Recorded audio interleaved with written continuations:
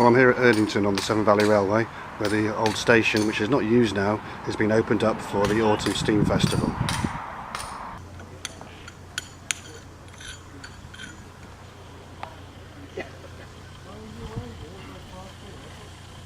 And even the old refreshments room has been opened up for the day.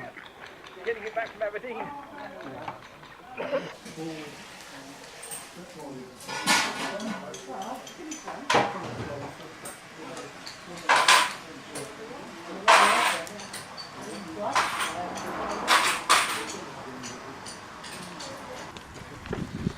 Pedals. So you push with your feet, pull with your hands, or when you get to the end, then you push with your hands and pull with your feet. Right, so no, you won't go anywhere until I get you started. So it's just coordinated pushing and pulling basically, and something's in the way. What's on the track? Oh yeah. So you push. A little display glass. There you're going to push with your hands, and when you get far enough where you're going to push with your feet, pull with your hands.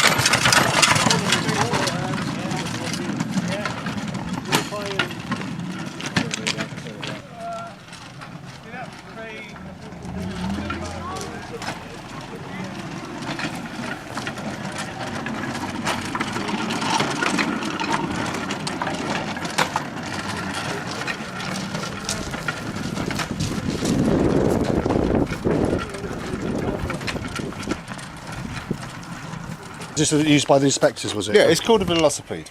A Velocipede? It's over 100 years old. This one is native to this line. It's one of the local machines. It's probably, if not the oldest, one of the oldest ones still in existence. So it's pretty much as built. We've modified. We had to make one of these kind of because one broke. So what years was this being used then? Oh, it would have used 18. Let me think. Well, 1890 up to 1950, really. Right, latest 1950. Oh, yeah. Wow. Right. So what sort of distances would you go on this? Oh, not miles, not miles. It's quite hard work. Well, when the railway was closed for the floods, I don't know if you remember that. I do, yeah. Well, we used this to try to get to Brisbane and back, and going up the hill into Crossing Cottage was a nightmare on it. Right. It really is hard work going up it. So, you know, the inspector would have been pretty fit because it's just quite hard graft. Charlie wants to go in there, doesn't he? But we're going to have to turn it round, Charlie, I'm afraid, so I'm going to need another able assistant to turn it round. Sorry, Steve.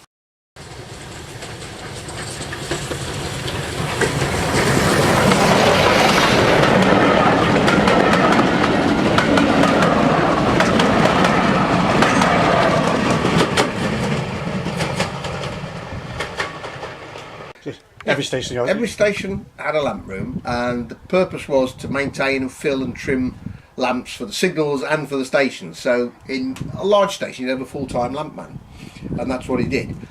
In the early days, the lamps like this, which were the signal post lamps that illuminated the spectacles, they had to be filled daily and trimmed daily.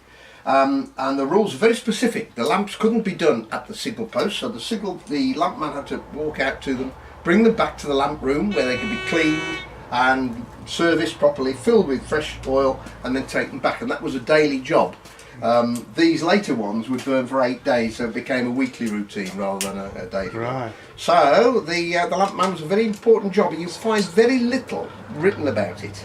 I do restorations of railway lamps and anything made of metal for the SVR. So that's it. So what sort of lamps? Because the only ones, the obvious ones, are the lamps that you get, like the red lamp on the back of a train and things like that. So what's the? Because I can see you've got a green one, you've got a red one. Well, these are porters or guards lamps normally, and at night for signalling, of course, it was pitch black. Yes. The illumination wasn't brilliant on stations, and so the green and red flag couldn't be seen. So the guard would hold. He'd probably hold the green one out of the side of the guard's van, and indicate to the driver that he was ready to go by giving us moving lamp signal. Once the driver saw it, toot on the whistle, off you went. Right. So it was really communication between the train crew, but also these in particular were only ever got out in fog and falling snow. Right. And there were specific rules about signalling in fog and falling snow, because the signal lamps were pretty weak and the signal arms couldn't be seen.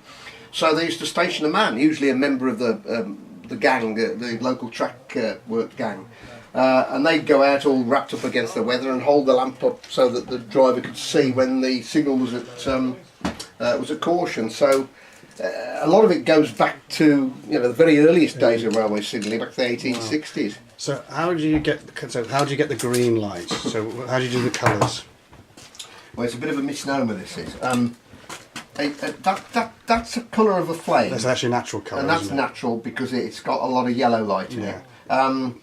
If you put a blue filter in front of a yellow lamp, you get a reasonable approximation to a green light. Green, yeah. But if you ever look at a signal, the kidney-shaped window with the red and coloured spectacle lenses in them, the red one's red, but the green one's blue.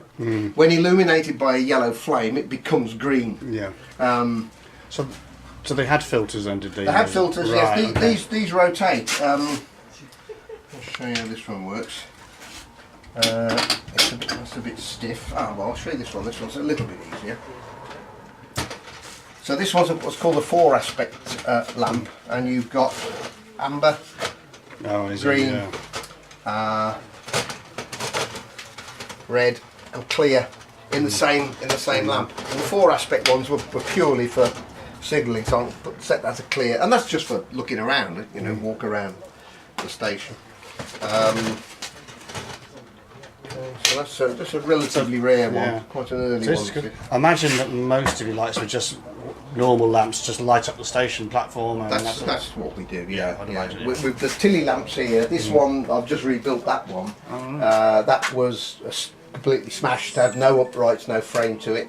That's going on a new lamppost further along the platform. We use Tilly lamps which you hang on the platform. Got one hanging up now. We've got the big Tilly lamp outside the door here, which illuminates the. And they're paraffin, aren't they? They're all run on paraffin. Yeah, that's right. Look at this one out here. Tilly OL50, which dates from 1937. Was it working order? Working order. Oh, it is now. I've Yeah. serviced it. Yeah. Oh, yes, I'm in working order.